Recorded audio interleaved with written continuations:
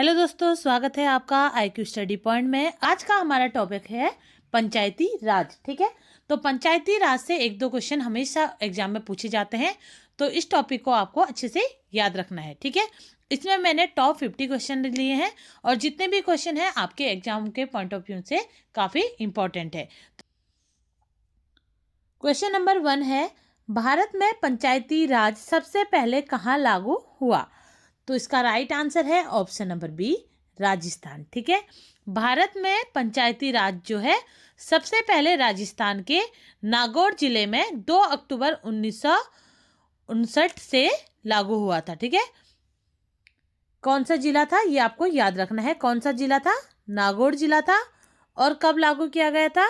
2 अक्टूबर 1959 में। ठीक है, इसे लागू किया गया था। ठीक है, और इसका जो उद्घाटन था वो पूर्व प्रधानमंत्री पंडित जवाहरलाल नेहरू जी द्वारा किया गया था। ठीक है, और इससे एक क्वेश्चन आपका और बन सकता है कि देश का पहला कौन सा वो राज्य है जिसने त्रिस्तरीय पंचायती प्रणाली शुरू की थी?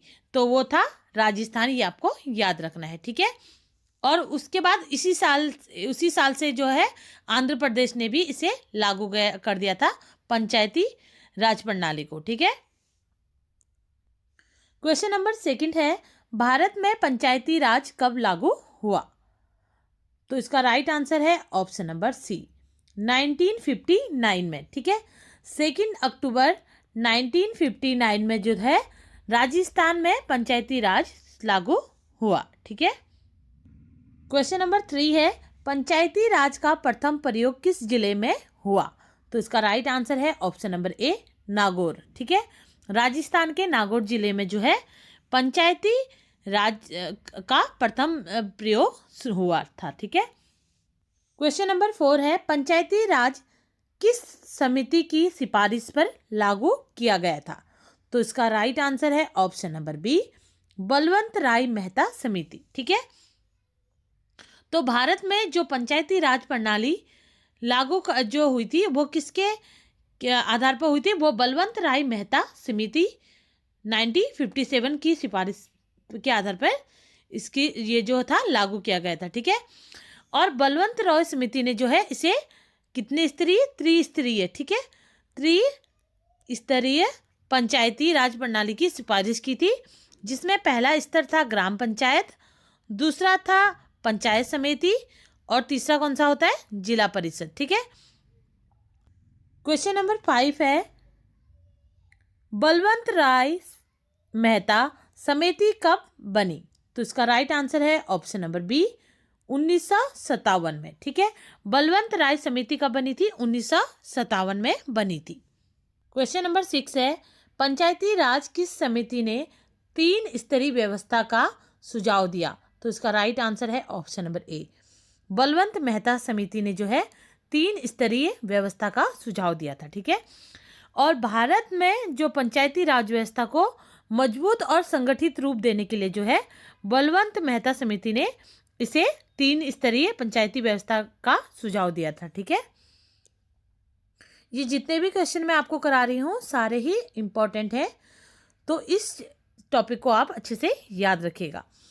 क्वेश्चन नंबर 7 है, 3 स्तरीय पंचायती राज किस स्तरों पर आधारित है? तो इसका राइट आंसर है ऑप्शन नंबर बी, ग्राम, खंड और जिला। तो 3 स्तरीय पंचायती राज जो है वो ग्राम, खंड और जिला इन तीनों स्तरों पर आधारित है। क्वेश्चन नंबर 8 है, 73वां संशोधन किससे संबंधित है? तो इसका राइट आंसर है ऑप्शन नंबर बी, पंचायती राज से। ठीक है, तो भारतीय संविधान का जो 73वां संशोधन है, संशोधन अधिनियम 1952 जो है वो विशेष रूप से पंचायती राज से संबंधित है, ये आपको याद रखना है। क्वेश्चन नंबर 9 है, 73वां संशोधन किस वर्ष लागू हुआ? तो उसका राइट आंसर है ऑप्शन नंबर सी, 1993 में। ठीक है, आप जान लेते हैं यह जो अधिनियम था, ठीक है, वो 1992 में जो है संसद में पारित किया गया था। ठीक है, लेकिन अगर आधिकारिक तौर पर जो है इसे लागू कब किया गया था? वो किया गया था 24 अप्रैल 1993 में इसे लागू किया गया था। ठीक है, इसी कारण जो है हर साल 24 अप्रैल को राष्ट्रीय पंचायती दिवस के रूप में भी मनाया जाता है। ठीक है, तो राष्ट्रीय पंचायती दिवस कब मनाया जाता है, ये काफ़ी बार क्वेश्चन में पूछा जाता है एग्जाम में। ठीक है, तो कब मनाया जाता है, 24 अप्रैल को मनाया जाता है। और बहुत से स्टूडेंट क्या करते हैं 1992 को ही सही आंसर लगा देते हैं, लेकिन आपको याद रखना है कि जो ये पारित हुआ था वो 1992 में हुआ था। ठीक है, लेकिन लागू कब हुआ था, 1993 में लागू हुआ था, ये आपको याद रखना है। उसके बाद क्वेश्चन नंबर 10 है, 73वें संशोधन के अनुसार पंचायतों का कार्यकाल कितना होता है। तो इसका राइट आंसर है ऑप्शन नंबर बी, 5 वर्ष। ठीक है, तो 73वें संविधान संशोधन 1952 के अनुसार जो है भारत में पंचायतों का जो कार्यकाल है वो 5 वर्ष तय किया गया है। ठीक है, और यह कार्यकाल किस किस में होता है, ग्राम पंचायत के लिए लागू होता है, ब्लॉक और जिला परिषद, इन तीनों पर ही यह लागू होता है। ठीक है, और इसकी एक शर्त क्या होती है कि जब कार्यकाल समाप्त होने वाला होता है उससे पहले चुनाव करना अनिवार्य होता है। अब क्वेश्चन नंबर 11 है, पंचायती राज प्रणाली किस संविधान भाग में है। तो इसका राइट आंसर है ऑप्शन नंबर बी, भाग 9 में। ठीक है, तो पंचायती राज प्रणाली जो है भारतीय संविधान के भाग 9 में वर्णित है। ठीक है, और इसे 73वें संविधान संशोधन अधिनियम 1992 के द्वारा जोड़ा गया है, ये आपको याद रखना है। ठीक है, क्वेश्चन नंबर 12 है, 73वें संशोधन द्वारा कौन सी अनुसूची जोड़ी गई। तो इसका राइट आंसर है ऑप्शन नंबर सी, 11वीं। ठीक है, तो भारतीय संविधान में जो है 11वीं अनुसूची जोड़ी गई, जो किससे संबंधित है, जो कि पंचायती राज संस्थाओं के संवैधानिक दर्जा प्रदान करती है। ठीक है, और यह अनुसूची जो है वो पंचायतों को शक्ति, अधिकार और उनकी जिम्मेदारी से संबंधित है। कौन सी अनुसूची, 11वीं अनुसूची। उसके बाद क्वेश्चन नंबर 13 है, 11वीं अनुसूची में कितने विषय शामिल हैं। तो इसका राइट आंसर है ऑप्शन नंबर डी, 29 विषय। ठीक है, तो 11वीं अनुसूची में 29 विषय शामिल हैं, और वो विषय हैं जल संरक्षण, जंगल, कृषि, सड़क, पुल, पोषण और स्थानीय व्यापार आदि। ठीक है, क्वेश्चन नंबर 14 है, ग्राम स्तर किस स्तर की संस्था है। तो इसका राइट आंसर है ऑप्शन नंबर ए, ग्राम स्तर। ठीक है, तो ग्राम सभा जो है ग्राम स्तर की सबसे छोटी लोकतांत्रिक संस्था होती है। उसके बाद क्वेश्चन नंबर 15 है, ग्राम सभा की सदस्यता किसे मिलती है। तो इसका राइट आंसर है ऑप्शन नंबर सी, 18 वर्ष से ऊपर के सभी नागरिकों को। ठीक है, तो ग्राम सभा की अगर सदस्यता जिसे लेनी है तो उसकी आयु कम से कम 18 वर्ष की होनी चाहिए। ठीक है, और साथ ही उनका जो नाम है उस पंचायत क्षेत्र की मतदाता सूची में भी उनका नाम शामिल होना जरूरी है। क्वेश्चन नंबर 16 है, सरपंच का चुनाव कौन करता है। तो इसका राइट आंसर है ऑप्शन नंबर ए, ग्राम सभा। ठीक है, सरपंच का चुनाव कौन करता है, ग्राम सभा करती है। क्वेश्चन नंबर 17 है, पंचायतों में महिला का न्यूनतम आरक्षण कितना है। तो इसका राइट आंसर है ऑप्शन नंबर सी, 33%। ठीक है, तो भारतीय संविधान के अनुच्छेद 243 डी, ठीक है, 243 डी के तहत जो है पंचायतों में महिलाओं के लिए जो न्यूनतम 33% का है। ठीक है, यानी कि 1/3 सीटें जो है महिलाओं की होना अनिवार्य है। क्वेश्चन नंबर 18 है, जिला परिषद किस स्तर की संस्था है। तो इसका राइट आंसर है ऑप्शन नंबर सी, जिला। ठीक है, क्वेश्चन नंबर 19 है, पंचायत समिति किस स्तर पर होती है। तो इसका राइट आंसर है ऑप्शन नंबर बी, ब्लॉक और खंड भी बोल सकते हैं उसे। ठीक है, तो पंचायत समिति जो है वो ब्लॉक या खंड स्तर पर होती है। ठीक है, और यह भारत में जो है पंचायती राज व्यवस्था का मध्य स्तरीय स्तर है। ठीक है, क्वेश्चन नंबर 20 है, पंचायत चुनाव कराने की जिम्मेदारी किसकी होती है। तो इसका राइट आंसर है ऑप्शन नंबर सी, राज्य चुनाव आयोग की। ठीक है, तो पंचायत चुनाव कराने की जो जिम्मेदारी है वो भारत में संविधान द्वारा जो है वो राज्य चुनाव आयोग को दी गई है। क्वेश्चन नंबर 21 है, पंचायती राज किस सूची में आता है? तो इसका राइट आंसर है ऑप्शन नंबर बी, राज्य सूची में। ठीक है, तो पंचायती राज जो है वो भारतीय संविधान की राज्य सूची का विषय है। क्वेश्चन नंबर 22 है, भारत में लोकतंत्र की नर्सरी किसे कहा जाता है? तो इसका राइट आंसर है ऑप्शन नंबर बी, पंचायत को। ठीक है, किसे कहा जाता है? पंचायत को कहा जाता है भारत में लोकतंत्र की नर्सरी। क्वेश्चन नंबर 23 है, महात्मा गांधी ने किस व्यवस्था पर ज्यादा बल दिया? तो उसका राइट आंसर है option number A, Gram Swaraj पर। ठीक है, अब यहाँ पर स्वराज का क्या अर्थ है? स्वराज का अर्थ है आत्म निर्णय। ठीक है, या आप बोल सकते हैं स्वशासन। ठीक है, तो हर गांव को अपनी प्रशासनिक, न्यायिक और विकास से संबंधित जिम्मेदारों को जो है स्वयं संभालने का अधिकार होना चाहिए, इसका ये मतलब है। क्वेश्चन नंबर 24 है, पंचायतों के लिए वित्त आयोग कब बनता है? तो इसका राइट आंसर है ऑप्शन नंबर सी, हर 5 साल में। ठीक है, तो भारतीय संविधान के अनुच्छेद 280 के तहत जो है भारत के राष्ट्रपति द्वारा हर 5 साल में जो है वित्त आयोग का गठन किया जाता है। उसके बाद क्वेश्चन नंबर 25 है, मोस्ट इंपॉर्टेंट क्वेश्चन है, कई बार एग्जामों में ये रिपीट हुआ है। तो पंचायती राज दिवस कब मनाया जाता है? तो इसका राइट आंसर है ऑप्शन नंबर ए, 24 अप्रैल को जो है हर साल पंचायती राज दिवस के रूप में मनाया जाता है। क्वेश्चन नंबर 26 है, ग्राम पंचायत के प्रमुख को क्या कहते हैं? तो इसका राइट आंसर है ऑप्शन नंबर ए, प्रधान या सरपंच कहा जाता है। क्वेश्चन नंबर 27 है, पंचायत सचिव किसके अधीन कार्य करता है?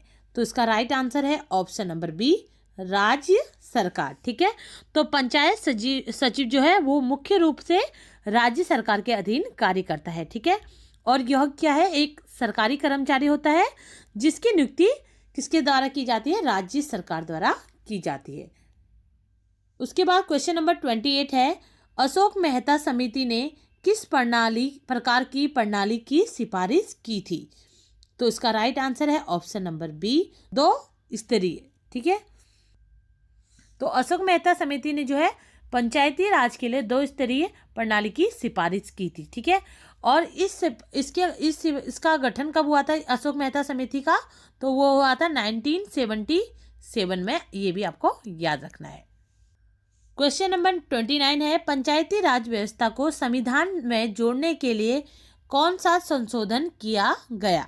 तो इसका राइट आंसर है ऑप्शन नंबर सी, 73वां। पंचायती राज व्यवस्था को संविधान में जोड़ने के लिए 73वां संशोधन किया गया। क्वेश्चन नंबर 30 है, 73वां संशोधन किन निकायों पर लागू नहीं होता? तो इसका राइट आंसर है ऑप्शन नंबर ए, शहरी निकाय पर। ठीक है, तो 73वां संशोधन जो है वो शहरी निकायों पर लागू नहीं होता है। क्वेश्चन नंबर 31 है, ग्राम सभा की बैठक कितनी बार होनी चाहिए?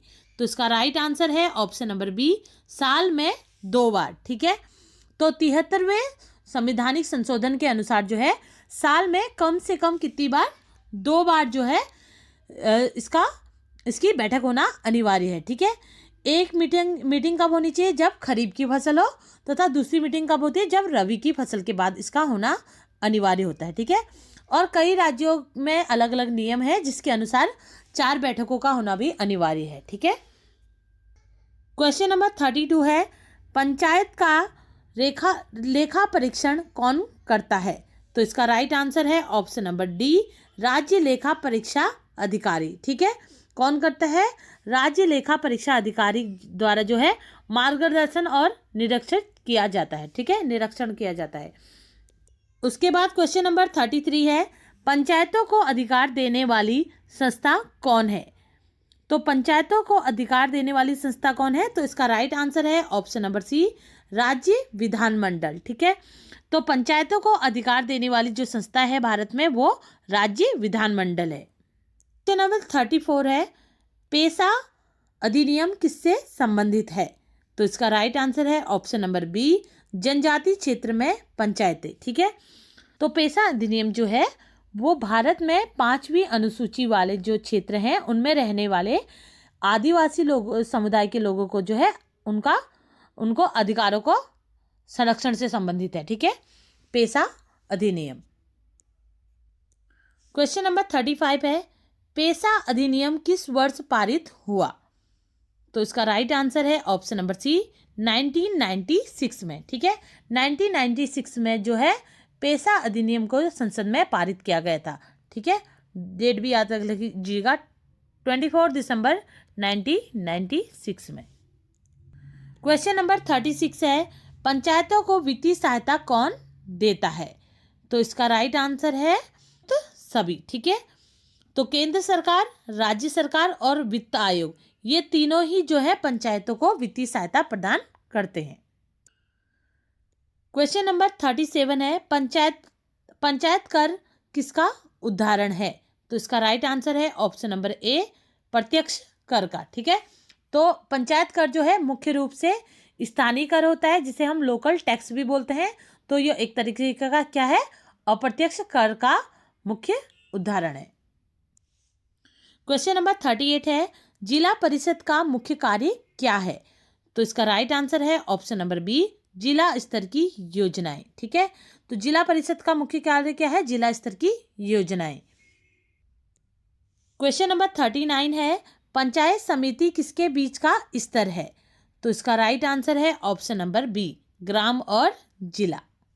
किसके स्तर का है? ग्राम और जिला के स्तर का है। क्वेश्चन नंबर 40 है, 73वें संशोधन में कितने अनुच्छेद शामिल किए गए? तो इसका राइट आंसर है ऑप्शन नंबर सी, 15। ठीक है, तो 73वें संशोधन में जो है कुल 15 अनुच्छेदों को जोड़ा गया, जो कि कहाँ से कहाँ तक है? जो कि 243 ए से लेकर शुरू होकर 243 ओ तक है। ठीक है, तो कितने उनको जोड़ा गया? 15 अनुच्छेदों को जोड़ा गया, ये आपको याद रखना है। क्वेश्चन नंबर 41 है, ग्राम पंचायत की बैठक किसके द्वारा बुलाई जाती है? तो इसका राइट आंसर है ऑप्शन नंबर ए, सरपंच या आप बोल सकते हैं ग्राम प्रधान, उनके द्वारा जो है ग्राम पंचायत की बैठक बुलाई जाती है। नंबर 42 है, पंचायत की न्यायिक शाखा क्या कहलाती है? तो इसका राइट आंसर है ऑप्शन नंबर बी, न्याय पंचायत। ठीक है, पंचायत की जो न्यायिक शाखा होती है वो से न्याय पंचायत कहते हैं। क्वेश्चन नंबर 43 है, पंचायत कर वसूलने का अधिकार किसे है? तो इसका राइट आंसर है ऑप्शन नंबर सी, ग्राम पंचायत को। ठीक है, तो पंचायत कर वसूलने का अधिकार जो है वो ग्राम पंचायत को होता है। उसके बाद क्वेश्चन नंबर 44 है, सरपंच को कैसे हटाया जा सकता है? तो इसका राइट आंसर है ऑप्शन नंबर सी, अविश्वास प्रस्ताव से। ठीक है, अविश्वास प्रस्ताव जो है यह सरपंच को हटाने का सबसे आम और मान्य तरीका है। ठीक है, और दूसरा हो सकता है जब वो कोई भी सरकारी जांच में दोषी पाए जाए। तो इन दोनों तरीकों से जो है सरपंच को हटाया जा सकता है। क्वेश्चन नंबर 45 है, पंचायतें किस प्रकार की संस्था मानी जाती है? जो पंचायतें किस प्रकार की संस्थाएं मानी जाती हैं? तो इसका राइट आंसर है ऑप्शन नंबर बी, संवैधानिक संस्था। ठीक है, तो पंचायतें जो है वो संवैधानिक संस्था मानी जाती हैं। क्वेश्चन नंबर 46 है, लोकल सेल्फ गवर्नमेंट का मतलब क्या है? तो लोकल सेल्फ गवर्नमेंट का मतलब क्या है? तो इसका राइट आंसर है ऑप्शन नंबर ए, स्थानीय स्वशासन। ठीक है, तो लोकल सेल्फ गवर्नमेंट का जो मतलब होता है वो होता है स्थानीय स्वशासन, यानी कि जब स्थानीय लोगों द्वारा अपने चुने हुए प्रतिनिधित्व के माध्यम से अपनी स्थानीय मामलों जैसे कि सफाई को लेकर या पानी को लेकर या शिक्षा को लेकर कोई प्रबंध करना हो, ठीक है, तो उसे क्या बोलते हैं? हम स्वशासन बोलते हैं। ठीक है, क्वेश्चन नंबर 47 है, पंचायत मंत्री किस स्तर पर होता है? तो पंचायत मंत्री जो है वो किस स्तर पर होता है? तो इसका राइट आंसर है ऑप्शन नंबर सी, राज्य स्तर पर। ठीक है, किस स्तर पर होता है? राज्य स्तर पर होता है, ये आपको याद रखना है। उसके बाद क्वेश्चन नंबर 48 है, जिला अधिकारी का पंचायतों में क्या कार्य है? जो जिलाधिकारी का पंचायतों में क्या कार्य है? तो इसका राइट आंसर है ऑप्शन नंबर बी, प्रशासनिक नियंत्रण करना जो है जिलाधिकारी का पंचायतों में कार्य रहता है। क्वेश्चन नंबर 49 है, पंचायतों के बजट को अंतिम मंजूरी कौन देता है? तो इसका राइट आंसर है ऑप्शन नंबर ए, ग्राम सभा। ठीक है, पंचायतों का जो भी बजट है उसको अंतिम मंजूरी जो है वो ग्राम सभा द्वारा दी जाती है। क्वेश्चन नंबर 50 है, पंचायतों को लोकतंत्र की आधारशिला किसने कहा? तो इसका राइट आंसर है option number C, Gandhi ji ने। ठीक है, तो पंचायतों को लोकतंत्र की आधारशिला जो है वो गांधी जी द्वारा कहा गया। ठीक है, ये थे कुछ इंपॉर्टेंट क्वेश्चन पंचायती राज से संबंधित। ठीक है, तो इसी के साथ मेरी जो वीडियो थी वो यही समाप्त होती है। मेरी इस वीडियो से आपकी नॉलेज बढ़ी हो तो प्लीज़ चैनल को सब्सक्राइब करें और बेल आइकन दबाना ना भूलें। फिर मिलते हैं एक नई वीडियो के साथ, तब तक के लिए जय हिंद दोस्तों।